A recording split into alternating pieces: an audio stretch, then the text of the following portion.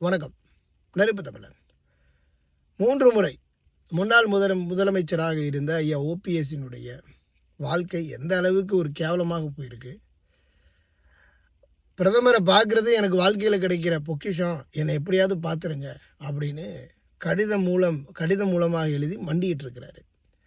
இவ்வளவு ஒரு கேவலமான ஒரு நிலைக்கு ஐயா ஓபிஎஸ்ஸுக்கு தள்ளப்பட்டிருக்கிறாரு அப்படின்னா, ஒருவேளை அவர் அரசியலில் நிறையா பாவம் பண்ணிட்டாரோ, நிறையா சேர்த்துட்டாரோ, அதனால தான் இதுக்கெல்லாம் உப்பு தின்னவர் தண்ணியை குடிக்கிறாரோ அப்படிங்கிற ஒரு கேள்வி தான் நமக்குள்ளே எழுது. ஓபிஎஸ் அவர்கள் நம்ம இதுக்கு முன்னாடி நடந்த பாராளுமன்ற தேர்தலின் போது நான் கூட காணொலியில் பதிவு பட்டிருந்தேன். சிவகங்கை பாராளுமன்ற தொகுதியில் நின்றிருந்தார்னா 100% வெற்றி பெற்றிருப்பார். ஆனால் அதை விட்டு போய் ராமநாதபுரத்தில் நிற்கிறேன்னு போய் நின்னார். இவர் யார் ராமநாதபுரத்தில் நிற்க சொன்னது?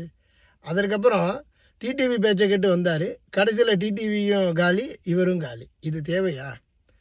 அதனால் வெற்றி இலக்கை அடைந்திருக்கலாம் ஓபிஎஸ். அன்றைக்கு அருமையான ஒரு வெற்றியை வாய்ப்பை இழந்து தேவையில்லாமல் ராமநாதபுரத்தில் போய் நின்னார். அந்த ராமநாதபுரத்தில் நின்னதும் அவருக்கு பெரிய ஒரு தோல்வியை தான் கொடுத்துருக்கு.